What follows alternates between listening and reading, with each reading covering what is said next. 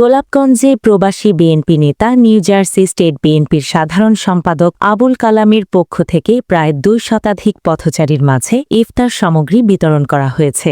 শুক্রবার বিকেলে গোলাপগঞ্জ চৌমোহনী এলাকায় এ ইফতার বিতরণ কর্মসূচি অনুষ্ঠিত হয়।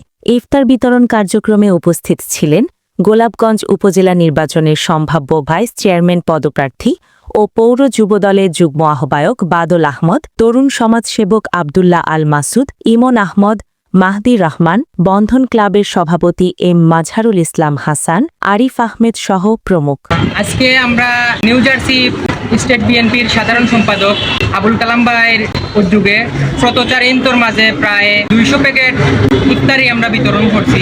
আমি বিশেষ করে আবুল কালাম ভাইয়ের ধন্যবাদ জানাই। তাই গোলাপগঞ্জ তথা বিয়ানীবাজারের মানুষের লাগে দীর্ঘদিন থেকে কাজ করা, আমি তানি হাজরে সাধুবাদ জানাইলাম। আর ভবিষ্যতে যাতে আবুল কালাম ভাইয়ে আরও গরিব দুঃখী মানুষের পাশে দাঁড়ায় ও প্রত্যাশা করিয়া।